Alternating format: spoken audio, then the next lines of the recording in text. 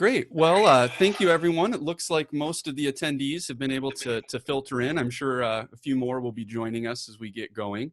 I just wanted to say thank you so much for joining us today. And we have a really exciting presentation with three arts leaders from around the state. And I'm really looking forward to hearing more about how they've been able to successfully navigate all of the many challenges that we've all been dealing with in the arts world and just in the world in general, and how they've been able to navigate these changes and find new ways forward around the state. Sorry, I'm dealing with one. There we go.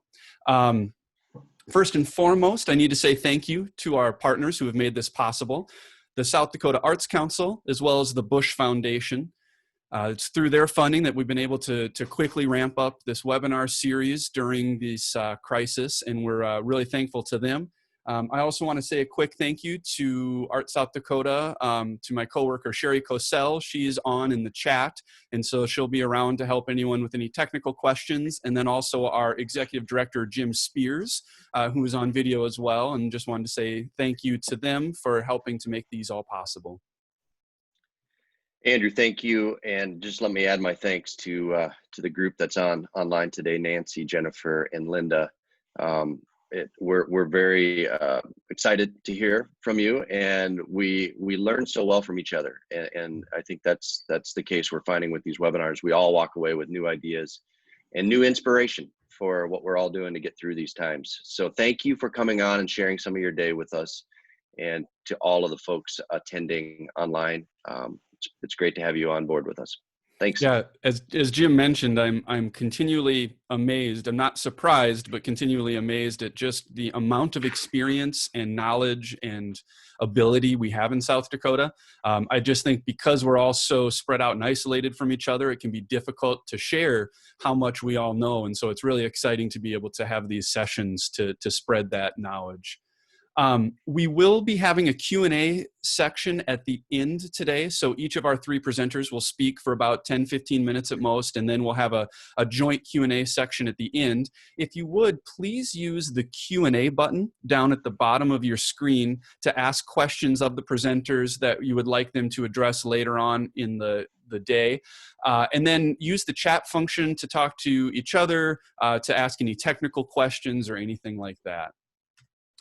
So today we have with us Linda from the Black Hills Playhouse, Nancy from the Levitt at the Falls, and Jennifer from the South Dakota Symphony Orchestra, three different organizations from around the state that are all doing great work and have all had to respond in very different ways to everything happening right now. We're going to talk about a variety of things, but kind of the general discussion will be to first just talk a little bit about what it was like when these challenges came up, whether it was back in March with COVID or whether it's everything happening now with equity concerns. Just sort of what did it feel like when the wheels came off? And then how did you pivot and how did you get out of that sort of dilemma? I know we felt this at Art South Dakota too, of just almost what do we even do? How do we move forward at all? And then what are you doing differently because of that pivot? And then what's kind of what do the next steps look like? How does the future change, and what do things look like as we move forward? So now I would like to invite our first speaker, Nancy Halverson with Levitt at the Falls. Hey, everybody. Thanks for having me. It's great to be here. You want me to just jump right in, Andrew? Go right ahead. Okay, good. Well, first of all, again, thank you, Nancy Halverson from Levitt at the Falls, here in my home office like the rest of us. And I can just start out by sharing our experience in March. You know, we had just come to a point where we had contracted all 50 of the artists we were going to have for our season. We were in the process of planning a big kickoff celebration that was supposed to happen in April. And we were at a board meeting. I remember it so clearly. We were at a board meeting where I had just, shared all of this excitement, shared all of the stats of where we were.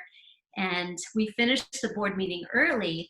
And one of my board members said, well, let's just ask questions of the team while we have a few minutes. And the first question that came was, gosh, all of this exciting stuff. What's your biggest challenge this year? What are you worried about? And the night before, I had just seen my first news story on the virus. And I said, this virus scares me. And my board member said, really? Really? 2 weeks later, the wheels came off.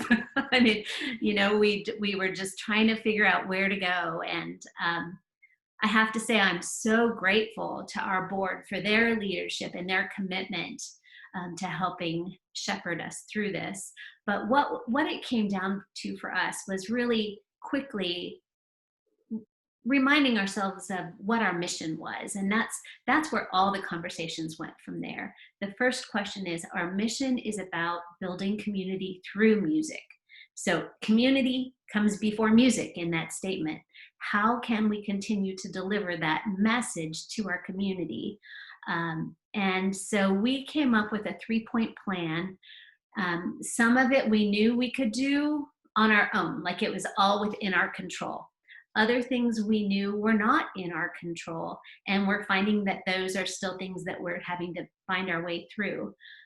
But just to share the 3 things we talked about, the first was going digital, which was something that was new to us. We hadn't done that before, so it was a real uphill climb to figure out how to do that. And we probably spent 3 weeks trying to do it ourselves, like trying to be on that learning curve. And finally, after looking at what so many others were doing around the country, we said, you know what? This is not our mission to spend all this time to become technicians in the digital world. So let's find a partner. And we were very lucky to find Vani Harari, who is on our board, who runs Think 3D Media. And he helped us put together our plan for something we call Levitt in Your Living Room.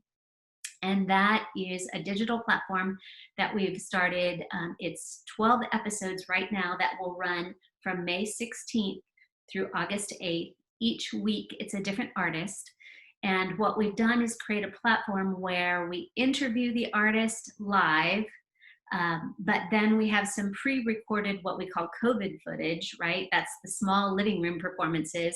And then we have their best of moments. So we have that opportunity to have the live conversation like we are today, but then we have this like prepared music that we can control the quality of, which was really important to me. I didn't want to just have somebody in their living room and, oh shucks, the microphone went out. I wanted to make sure that we could control the quality of the music. The conversation is conversation, it goes where it will, but the quality of the music was really important to us. So that's how we sort of figured that out. The next thing we've been talking a lot about is a program we're calling Levitt in Your Neighborhood. And honestly, this is something that had been on our long range plan. And we thought it would probably be 5-7 years before we could give it some love. But with the current situation, it was kind of like, well, that fits our mission. That's something we can do. Once some of the restrictions are lifted, but not all of the restrictions, we can really bring artists in and do residencies in our community.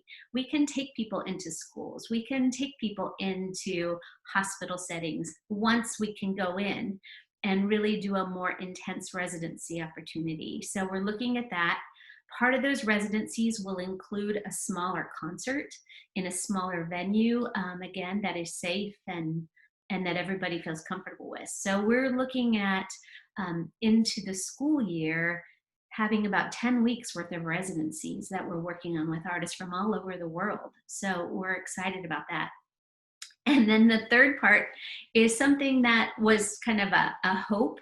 And again, it has not come to fruition. And I think it's important for us to acknowledge that some of the pivots that we thought, yes, we can do this, this is going to work, to look at it, do more in-depth research, and to sort of have grace for yourself and say, okay, we've learned more and that's not going to be able to work.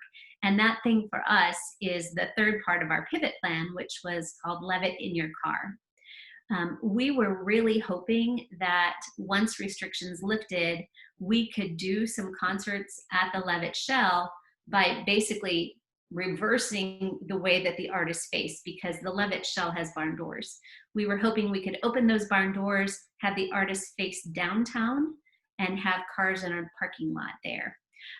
We actually had a lot of people excited about it, had all the permissions we needed, but then when we went to the health department, they said no, because they were concerned about the sound being amplified into the downtown area versus being amplified onto the lawn, which honestly was designed to help contain sound, right? So we totally get it. But it was a sad day when it was like, okay, that piece goes away. How do we take that energy and now move on? So those were the things we were starting with, and I say starting with because that was our response to COVID, right? Those were the things in the COVID space that we thought we needed to do. As we all know, in the last week, the world has turned upside down again because of the death of George Floyd and all of the racial equality questions that have really come up in such a significant way with the actions in our community. For me and our organization, that is actually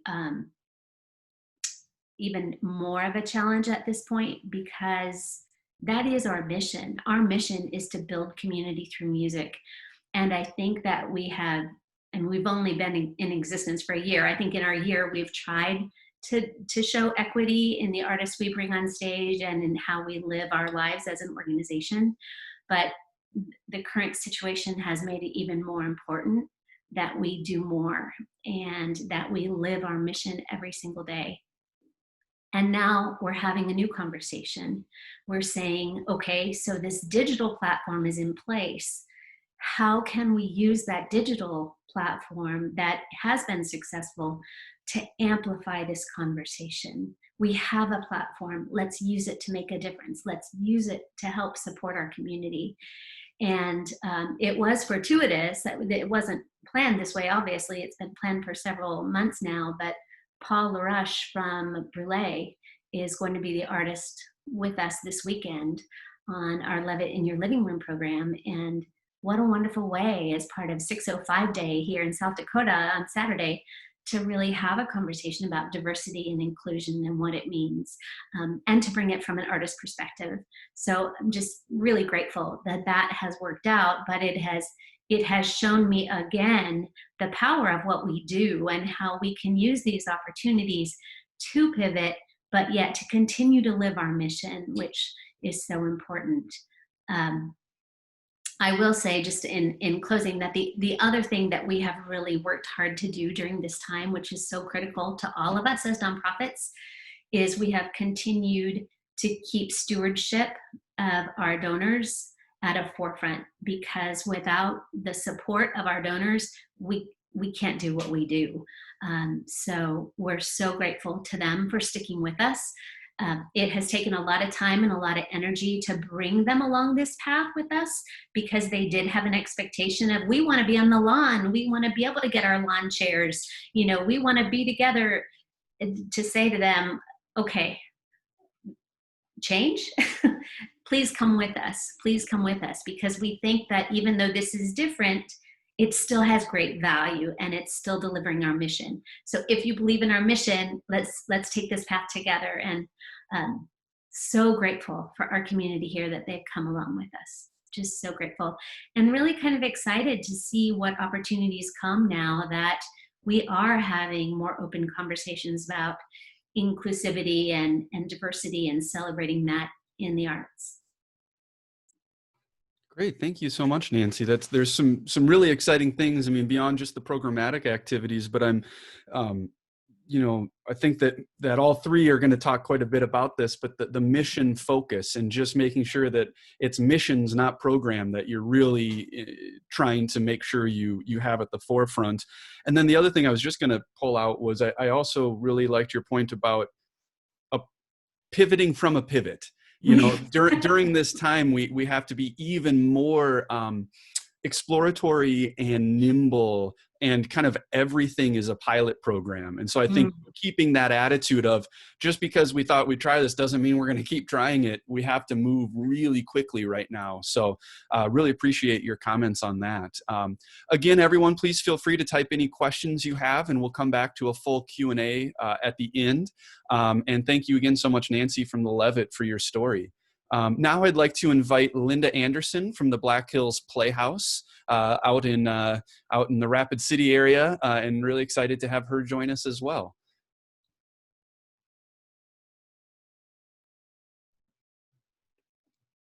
Oh, 1 second. Sorry, I think you're still muted, Linda. Yay! Thank you. Welcome everyone to my spare bedroom office. I'm so happy to be here presenting today.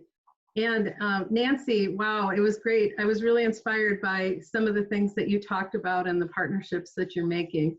I wrote down about 5 ideas, so thank you so much. I want to thank Arts South Dakota and also the South Dakota Arts Council for the work that they do, helping to bring us together, because I think communication is so important during this time. And again, I appreciate the opportunity. So I have a presentation that I'm going to share with you, and hopefully it'll all work well. Looks great, Linda. Are we good? Okay, awesome. So as you can see, the word of the year is not COVID, it's pivot. And so, you know, I was thinking about pivoting in the age of COVID. All of these words on the left: pivot, rotate, turn, revolve, spin, twirl, oscillate, one of my favorites, whirl. All of this is necessary as we redefine our normal. Point out our little masked happy sad buffalo in our logo. We're having some fun with images, and we'll talk a little bit about how we're meeting these challenges. So just an intro to people that might not be familiar with us. The Black Hills Playhouse delivers exceptional theater programs that engage diverse people and strengthen South Dakota communities. We are a statewide organization. We have offices in Sioux Falls, Rapid City, and also in Custer State Park. We do this work through summer stock theater in the park, performing arts camps for kids, statewide touring theater education programs called Dakota Players, and theater performances inclusive of people with disabilities. And here we've got some great pictures. This is Mamma Mia from last season, Sherwood, The Adventures of Robin Hood.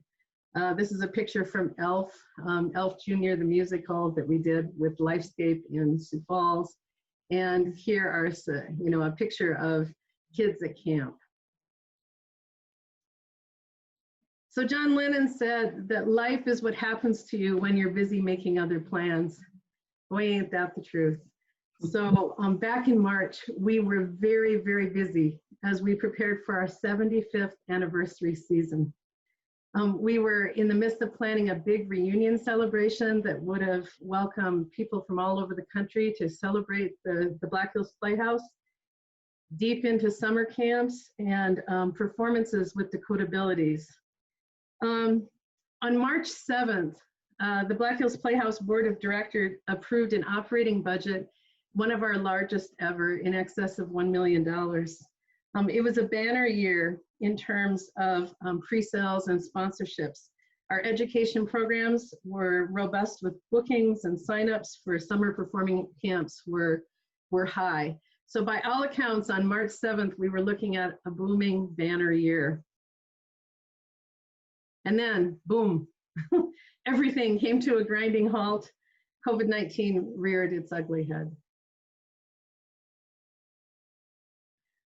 You know, we've done strategic planning over the years, and we always talk about strengths and weaknesses and all of those things. But frankly, we could never have imagined a situation where all of our income streams could evaporate simultaneously. That was new for us. So it really was team time. After the initial shock of what seemed like our world coming down or to a stop, you know, our board members and executive committee said we need to start working. Of course, staff, we were there ready to work as well. So we started weekly check-in meetings so we could work together on strategy. This was suggested by the board members, and it's been really helpful, especially in our remote situations, to meet weekly and touch base. We looked carefully at our financials, and we researched program options. Staff gathered a lot of information for the board of directors, and then executive and finance committees reviewed the information and took recommendations to the full board. On April 11th, so this is just about a month out from that March 7th meeting, board and staff met in emergency session. So during that emergency session, we postponed the season to 2021.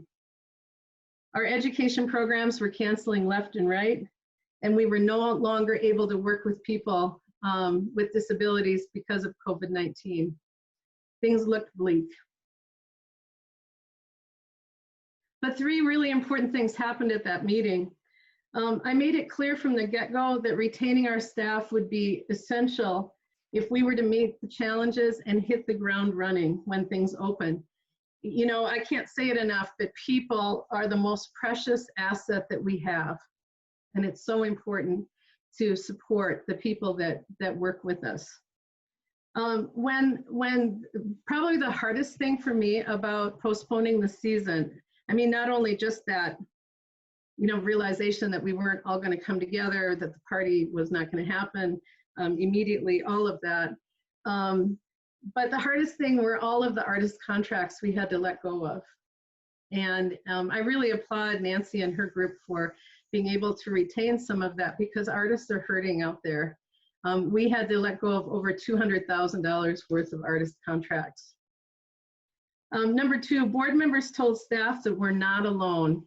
And I, for one, heard that, and that was very important. And number three, we made a pact that we were going to weather the storm together. So really important.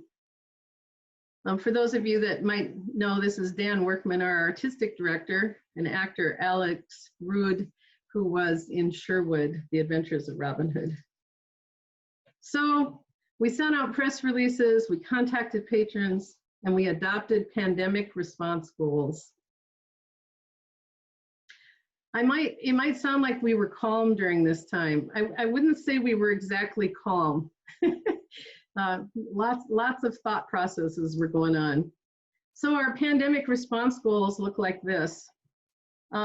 Maintain the year-round staff so we can hit the ground running when life opens.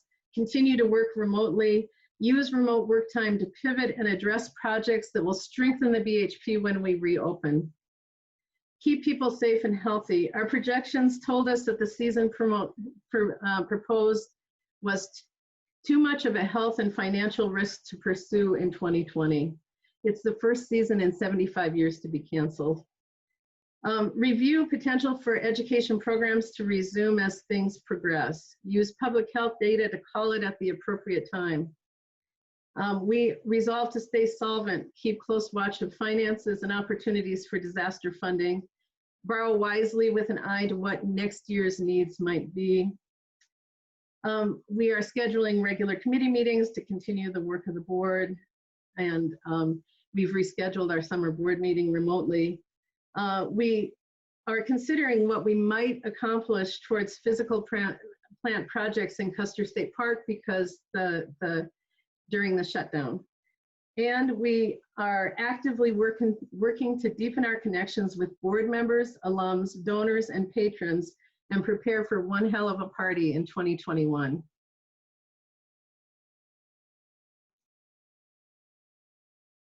So, quick observations about how things have gone over the last couple of months. We have discovered acutely that our programs require the luxury of people being able to gather for rehearsal, performance, or to participate as audience members. It doesn't mean that we can't do things differently, and we certainly will be thinking about that, but our programs as they exist require that luxury. And boy, we never thought of it as a luxury before, right? We'll never take it for granted again. We wonder, what does this mean for the future? We worry sometimes about the unknowns. So, somewhat like Nancy, you know, we are pivoting to our mission, and we're saying, you know, we need to look and work to learn new skills, think about what we can do versus what we can't, and come up with new new initiatives. The South Dakota Arts Council provided opportunities to create artist videos. This is a totally new experience for us. This picture is our program coordinator, Kevin Erlingwine, and our production coordinator, Katrina Preston, and they're working on that series of videos. We're learning a lot about Zoom and distance learning. We're thinking about what we do and how it might work with social distancing. So one thing is, one of our partners, we are associated with the University of South Dakota. So of course the universities are going through a whole series of how do they welcome students during the time of social distancing, how many students can be in any given space.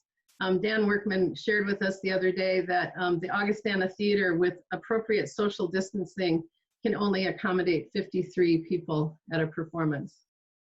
So, you know, there's a lot to think about.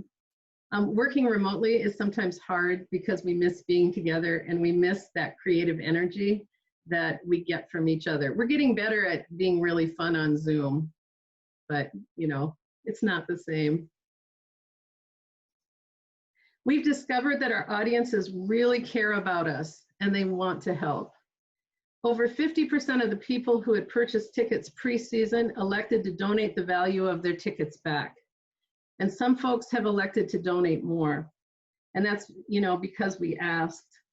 When the pandemic became a thing, if you can imagine, our bank account at that time is mainly pre-season ticket sales and camp registration money that's come in.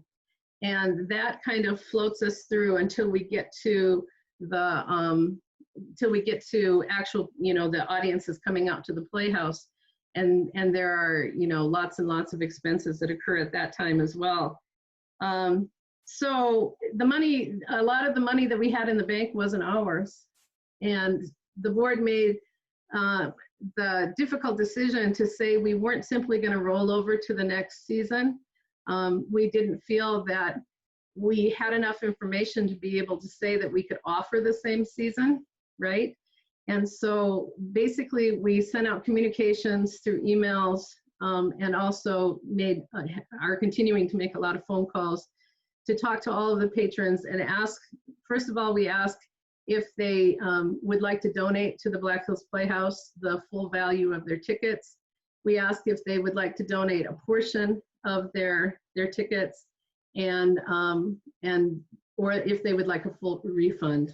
So as of yesterday, we had returned about $58,000 in tickets, but we've retained more than that. And so, you know, it felt really weird, and it was to be writing checks to people with all the money that had come in that is so hard won. And I think emotionally for staff, that was, it was a hard thing. I think we're a little better with it today, but right in the beginning, it just seemed like it was the bizarro universe, right? But that touch that we had with people was so important. So then other things that we did, we immediately jumped on government business relief programs and have received a PPP loan, as well as an emergency disaster loan from the SBA.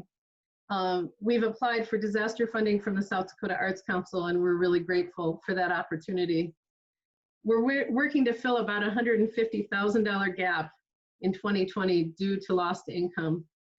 And most importantly, we haven't stopped asking for money.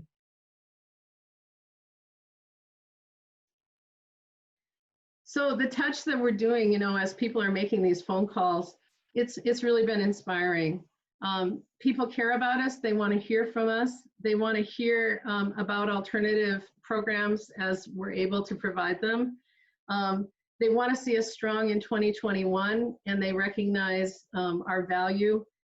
They are telling us, please let us know how we can help. And they're telling us very strongly that we care about you. On the day that we sent out our press releases about the season canceling, I think I had about 250 emails in my inbox, you know, saying, oh, please don't go away. Tell us how we can help. And that was super inspiring. So what does planning look like over the next 6 to 12 months? different. Much like Levitt at the Falls, we're trying to figure out how we might adapt our programs so we can keep artists and participants safe. We're working on the artist video series. We're also taking one of our children's plays from Dakota Players called X is for Zebra, and we've invited Black Hills Playhouse artists as well as past actor tour directors. And there's this marvelous cast that's going to present over Zoom this X is for Zebra production. And we're hoping that we can use some of these projects as ways to give communities a little more when they hire us in the future too. So these are all good things. We anticipate both earned and contributed income may be down for a couple of years, and we'll need to budget carefully. Every day, things seem different, and there's just an awful lot to respond to, but we're going to have to be very careful with our budget. So we're charging forward to meet our mission, regardless of the obstacles. That doesn't mean that every day is hearts and flowers, but we really rely on each other to remind ourselves of our mission. Our mission is about engaging people and diverse communities through theater.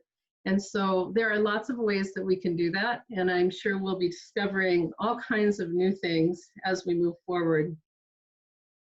In closing, a quote by author Alice Walker: "The most common way people give up their power is by believing they don't have any."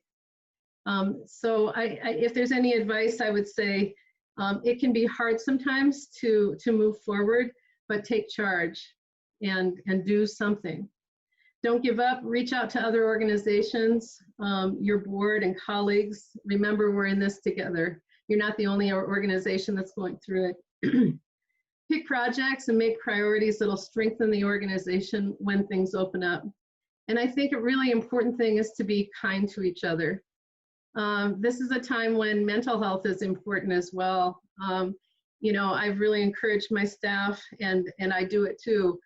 There are days that I don't bring my best to the table, and that's okay. We're all dealing with things on a personal level as well. And then don't be afraid to look at things through a new lens or to redefine normal. Change isn't always bad. I loved what the Levitt talked about. They had things in their strategic plan that they, thought wouldn't come to fruition for 5 years. What a blessing that they have that plan and that they can look and say, here's something we can try now. And that's really exciting. So my contact information is here, and again, thank you everyone for participating today, and please feel free to reach out if I can be of service in any way. Thank you. Great. Thanks so much. Really appreciate everything you said there, Linda. A lot of overlap, but obviously a lot of difference. You were having to deal with canceling a lot more programmatic activity just because of the reality of the work that the Black Hills Playhouse does. But I think in particular, the things that really struck me were the focus on the relationship building, whether that was with staff, with board, with donors, with artists, how you really focused on taking this time to reach out to all of those people and to lay the groundwork, as you mentioned, for the future, so that you're not just holding, even though you're not able to do the programming the way you want, you're really laying the groundwork and preparing to launch quickly as soon as you can. And that's really exciting. And it was also really encouraging to hear that your board was so engaged, even emotionally, as much as anything, just like you said, how they said, you're not in this alone. I think that so often as nonprofit administrators, not only are we in staffs that are small, typically we work with organizations that could probably have double or triple the staff and still be working at capacity.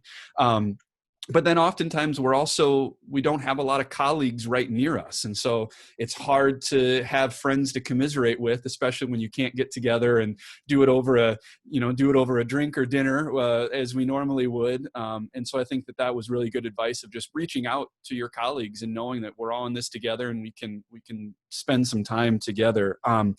Just as a real quick aside for everyone, as you mentioned, the SBA loans, we just got some word from Americans for the Arts that the extensions and changes to the Paycheck Protection Program bill did pass the Senate. Still has to be signed by the president, but if that goes through, that would open up, it would extend the time you can use the money to the end of the year. So it extends some of the forgiveness programs. And the other key thing is, if anyone watching has not applied for a PPP loan and is still interested, they've extended that deadline of applying until the end of the year. And there's, because some companies have returned some money, some of the large chains, there's something like about $130 billion still available there. So definitely know that is still an option if you're watching this. Thank you again so much, Linda. We'll take some questions at the end. And now I would like to turn it over to Jennifer from the South Dakota Symphony Orchestra.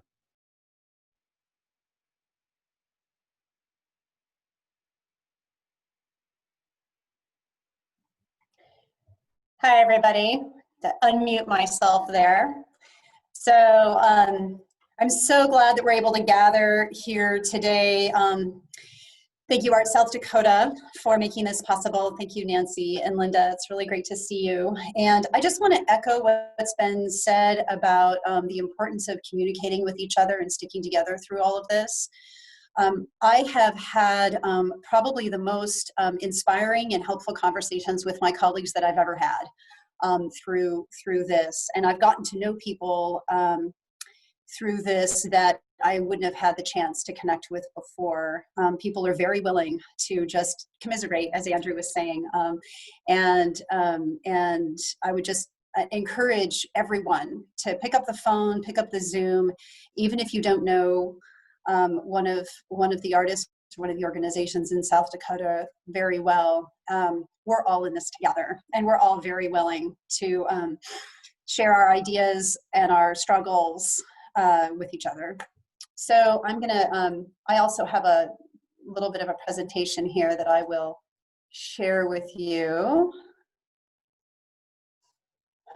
So as Nancy was saying, the virus really hit here in Sioux Falls in March. The date for us was Thursday, March 12th at about 3:45 in the afternoon, and by the following Monday, the rest of our season had been canceled. We quickly needed to sort of come together and remember who we are. What is our impact on the community, and what is, as both Nancy and Linda were saying, what is our mission? And our mission is to serve the community through live classical music concerts and education programs. So we established 4 adaptive planning guideposts. Hey, Jen, sorry to quick jump in. I just wanted to say, I don't think your screen share is coming through quite yet. Oh my goodness. Okay, I'm so glad you said that. Hold on just a second. Technology.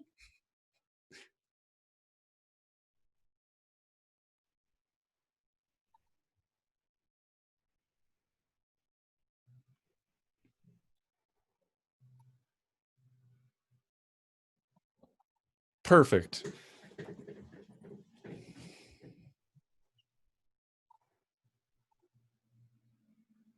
And while we're working on this, just a quick reminder to everyone to please feel free to add any questions you have for any of the 3 speakers to the Q&A section.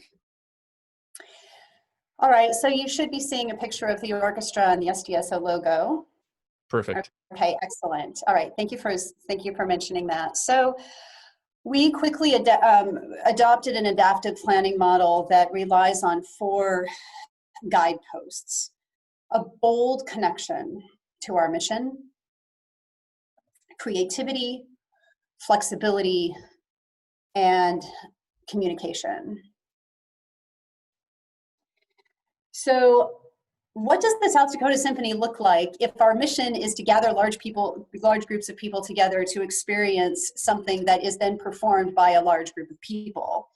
It took a few days to develop kind of who we're going to be in this new paradigm. What we realized early on is we just needed to keep producing the art.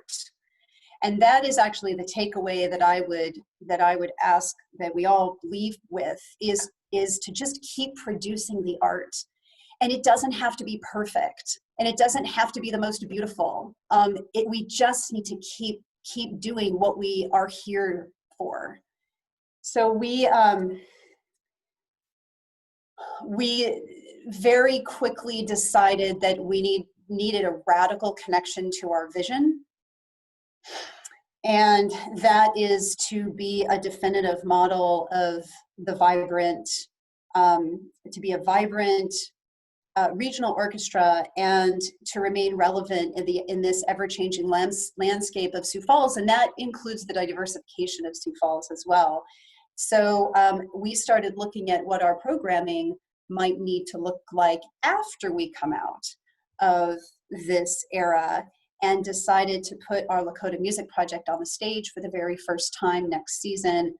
And that's some of the musicians that you see represented here in this picture. The second guidepost is creativity. So what does that look like? We're all creative, right? We're all producing art all the time. So why do we need a guidepost that's creativity? Well, because we need to create differently now. So we needed to make sure that as we were coming out of the COVID-19 era, that we were really playing the music that audiences needed to hear.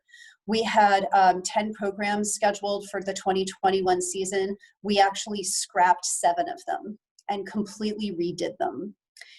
Partially to play the music that we felt the community would need, also to physically distance musicians and to create as much flexibility as possible. We also decided very early on that we needed to connect people outside of the concert hall through virtual concerts. Very similar to what the Levitt at the Pavilion has been doing as well. So that leads us to the third guidepost, which is flexibility, and this has been the most important one, and you've been hearing this from Linda and from Nancy. So within about a week of entering into the COVID-19 era, we coined the term that we were in the lemonade paradigm, right? We were making lemonade out of lemons, and that sort of played into virtual content that we felt that we needed to create in order to connect to audiences and, frankly, give people an opportunity to heal through music. So our music director, Delta David Geyer, sort of challenged us within the first few days in March to start to create virtual content. And we now have a website called Listen Now with a list of concerts, recitals that you can listen to from home. We have musicians who have been creating some really amazing concerts from their living rooms called SDSO at Home. They've been playing outdoors. They've been doing Instagram takeovers. They have really been our greatest partners in getting through the COVID-19 era. Jennifer, I'm so sorry to interrupt. It looks like the slide may have stalled. I'm not sure what slide you're on. So we're still on flexibility. Okay, it looks like we're a little bit back from that still. So it's still showing the intro slide. Sorry about this. I know. So much for the practice session. Yeah, everything always goes flawlessly when we practice. Yeah. Are you seeing a slide that says creativity? No, still just seeing the intro slide. How strange. Hold on a second.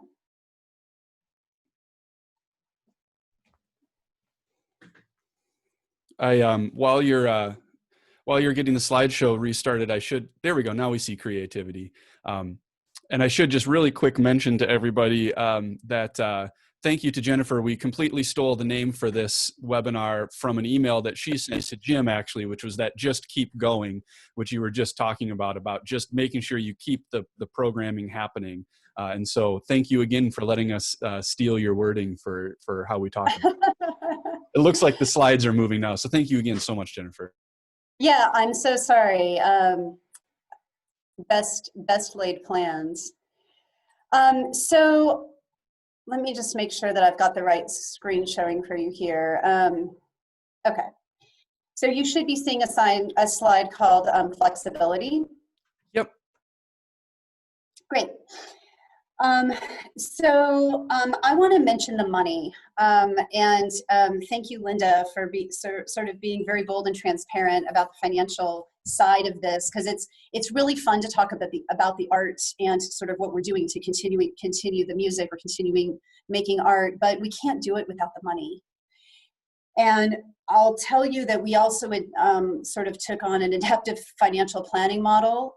Here at the South Dakota Symphony, 60% of our revenue comes from contributions, about 30% from ticket sales.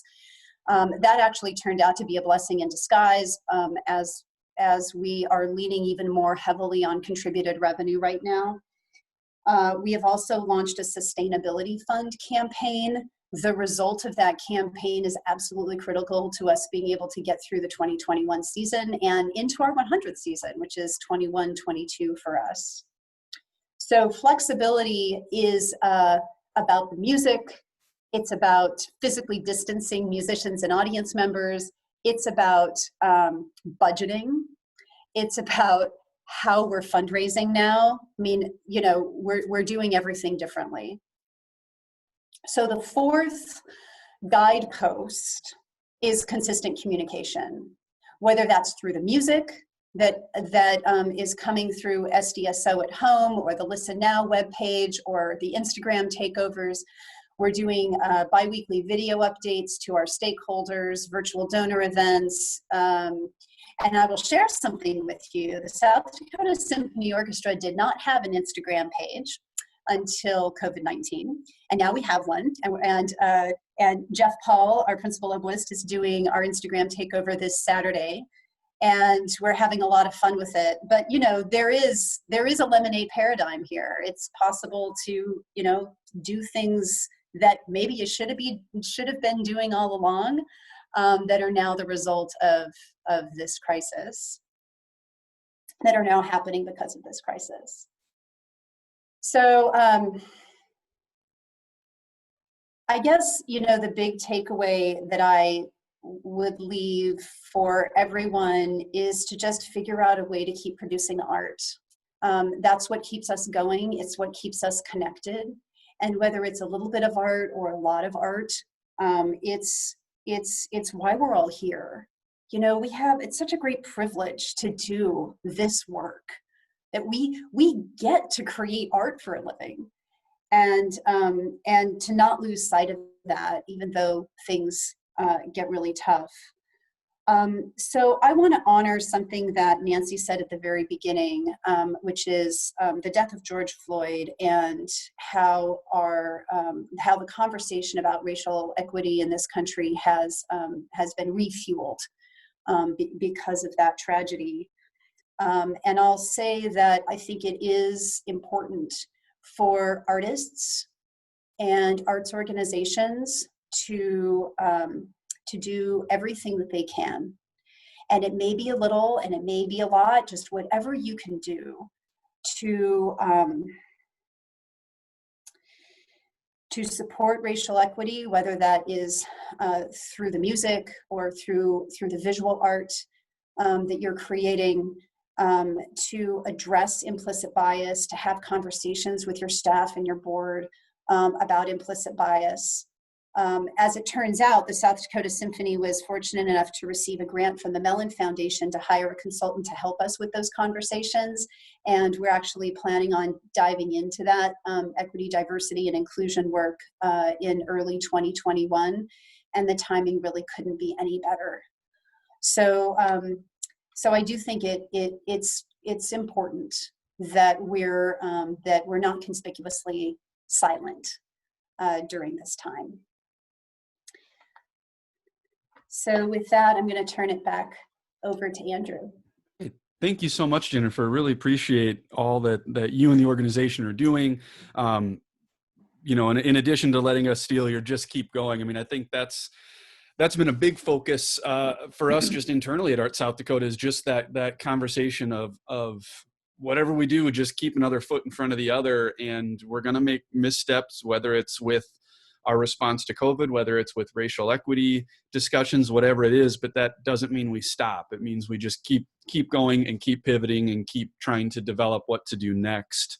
You know, a couple other things I wanted to pull out from what you said was all three people have really talked about the focus on communication, whether that's internally or externally. And I think that's something we've been hearing a lot of, is that it's almost impossible to over communicate right now. I mean, of course you can bother your constituents with constant, communication, but I don't think that can ever really happen. I think none of us are really badgering people. We're trying to open dialogue, and the thing I really love about that communication that you three are doing is it's not one way. It's not sending a blast out to everybody. It's relationship building, and it's working together to figure out how to best serve your communities. And then lastly, I wanted to say, I apologize. Some of the people on the Community Arts Council network have heard me say this too many times recently, but the idea of creativity as an organization, I think that so many of us in the arts world, for perfectly good reasons, we're all, overworked and understaffed and everything that we talked about earlier. But many of us do so much to support creative work, but forget to be creative ourselves in our organizational structures and in our activities and in our thinking and in our boardrooms.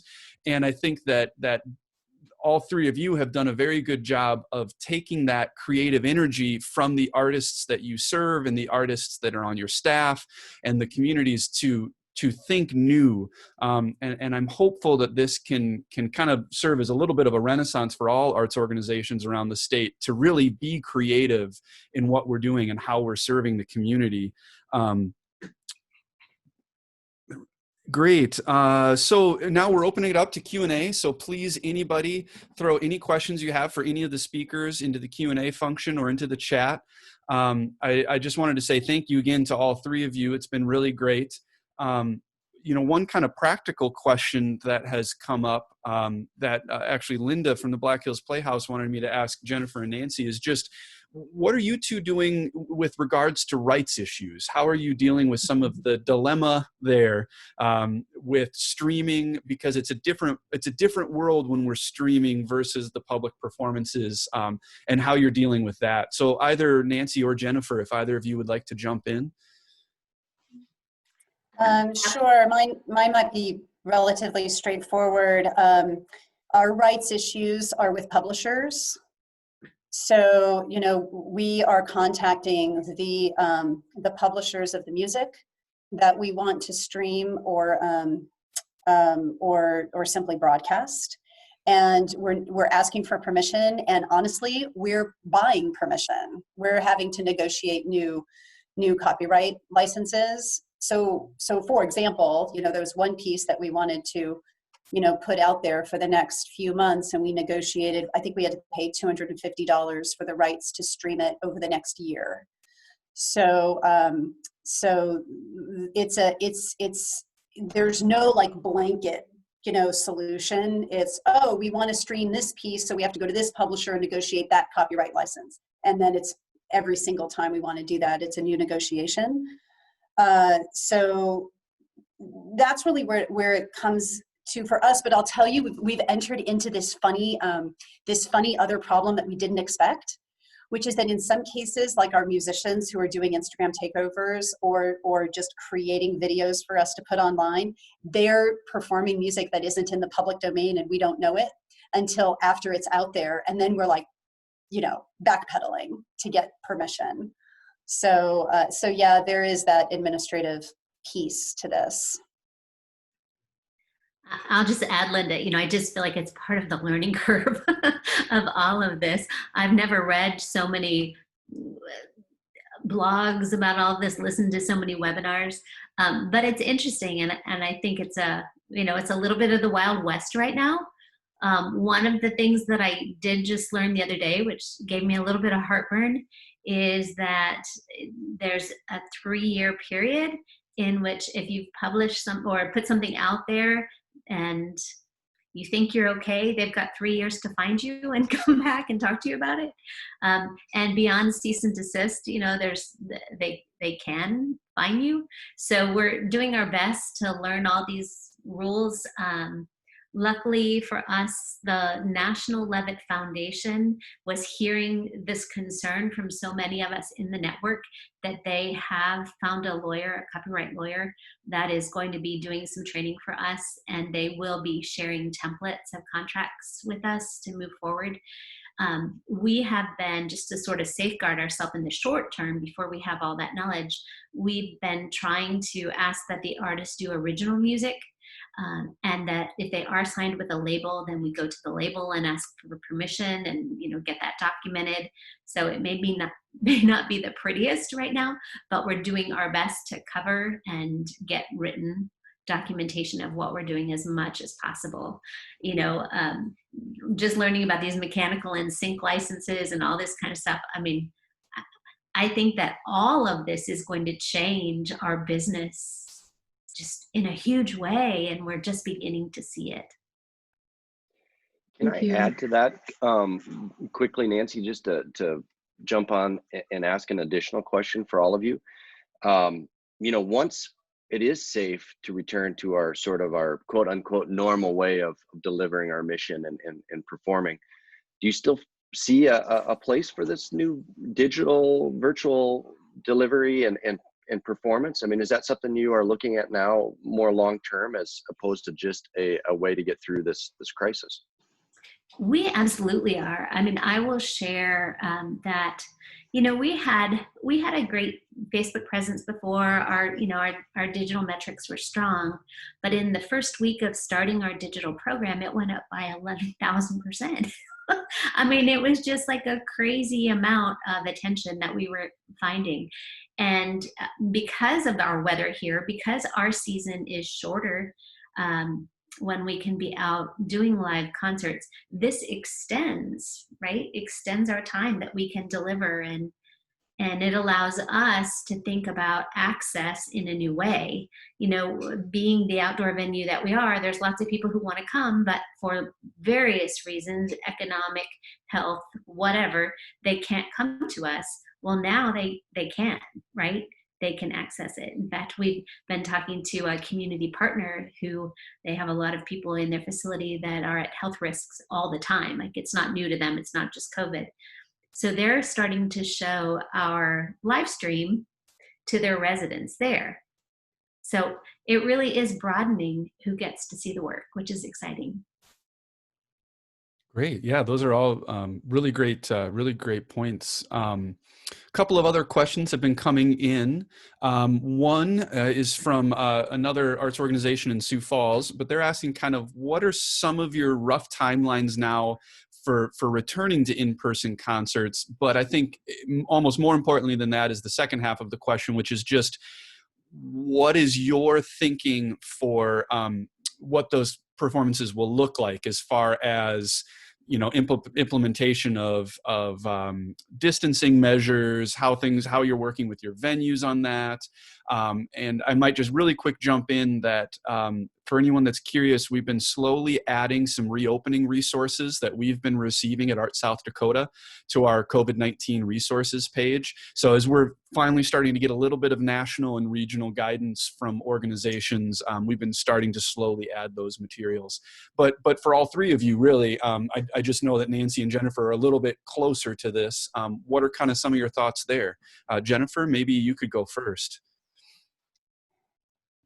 Sure. So our performances are at the Washington Pavilion in the Mary Summerfield Concert Hall. The Washington Pavilion is in a multi-phasing their reopening. I think they're in phase 2 right now.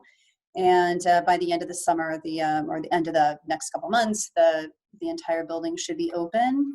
Concert Hall is expected to be open at 50% capacity And based on a conversation with Darren Smith yesterday, it sounds like as the summer goes on, it may actually open to even a greater percentage capacity from there.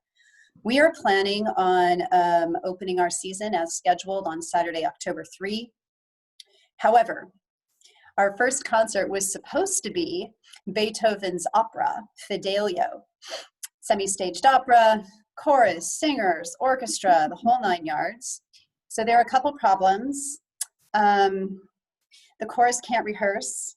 There are a lot of respiratory droplets involved with singing, especially in close proximity. So we're not asking the chorus to get together this summer to rehearse.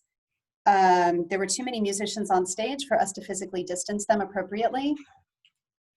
And we're all artists here, so I will just tell you that Beethoven's Fidelio, it's a very important opera. The music is glorious and the message wasn't right. It's really a message about prison, liberation from prison, which like in a way is kind of right, but not quite what we were hoping for coming out of COVID-19. So we pivoted and we're opening with Bach. All 6 Brandenburg concerti, fewer musicians on stage. We can physically distance them. The string players can play with masks on if they need to.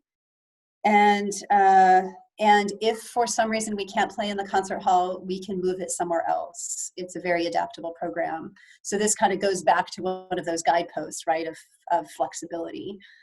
So that's how we're handling the music. And as we step through the season, every single concert is flexible, adaptable in terms of physically distancing the musicians, moving the concert to another location, changing the repertoire, if we need to make it right for what the community needs to hear. The other question, of course, we're being asked is, what about the audience? You know, we can socially distance the musicians on stage like relatively easily. We can talk to them, you know, we can all agree together how it's going to work. The audience is tougher right now. We don't pretend to have all the answers. There is a lot of information coming out and changing all the time about how to do this. And we're working with the Washington Pavilion box office to figure out what we need to do in order to work with audience members to make sure that they're safe and comfortable coming back into the concert hall. One of the ideas that's being floated at the moment is offering audience members the opportunity to be socially distanced in the concert hall at their discretion. So, you know, when they buy a ticket, they can say, hey, sit me 6 feet away from anybody else, and you know, that will be accommodated. One of the values of performing in a large concert hall. So we're figuring it out as we go along. And honestly, if we made a decision today, it could be really different in September anyway. So we're just keeping the communication going and learning as much as we can. And you know, we'll figure it out as we get closer to October 3.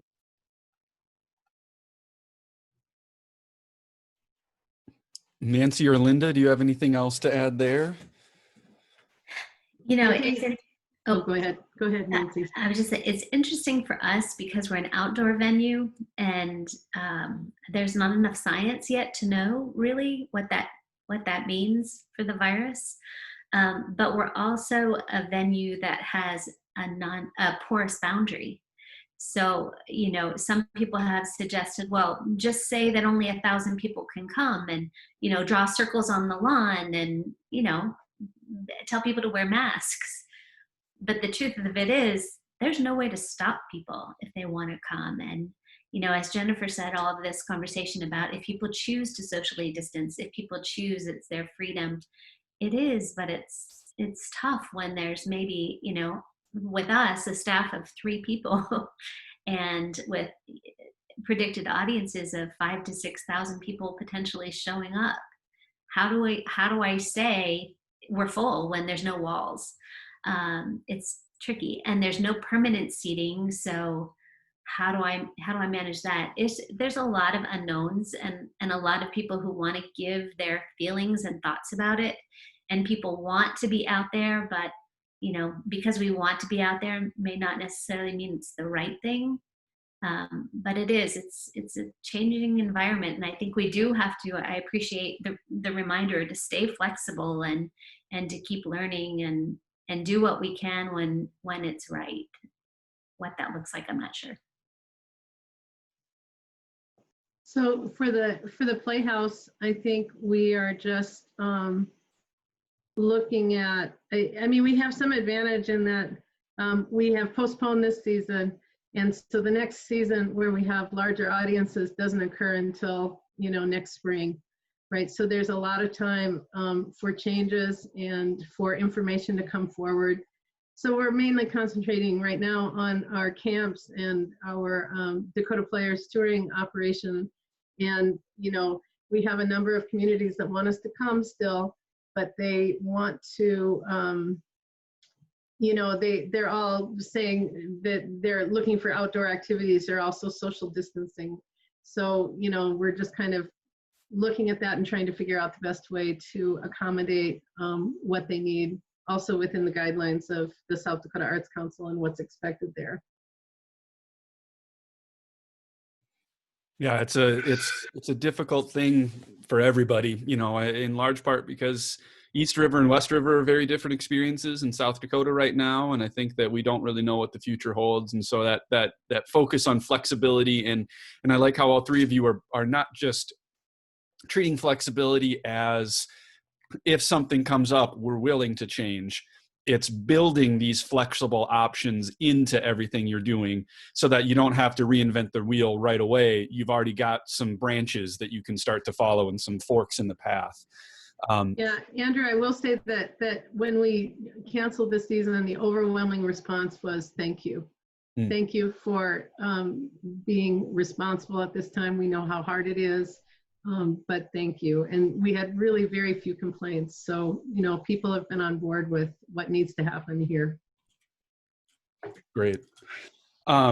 Well, I appreciate everyone today, everyone's time, all the viewers, the panelists. I apologize. There are a couple of questions that have come in that we just don't have time to get to because I know everyone needs to get on to lunch and to probably their next Zoom meeting, unfortunately. But for all of you that have submitted questions that have not been answered, I'll connect you directly with the person you're asking the question of to make sure to get an answer to you. There's a couple of specific organizational questions, but then one that might be interesting for us all to revisit in a future webinar is there was some discussion about how people are running their virtual donor events. And I think that's something that a lot of arts organizations around the state are struggling with. And so I think that could be a good topic of conversation for a full-length session later on. But in the meantime, I just wanted to say thank you again so much to Nancy, to Jennifer, and to Linda, and to everyone that's joining us. I think that keeping creativity moving forward in our state is even more important right now with everything happening in the world. And thank you to the three of you for being leaders in that world, as well as being able to share and willing to share your experience and knowledge with everyone today. So thank you all so much. We'll be emailing out a follow-up with the recording of this, as well as some of the other information that we've been discussing. And thank you all again for coming today. Thank you. Thanks so much. Good to see you guys. Thank you.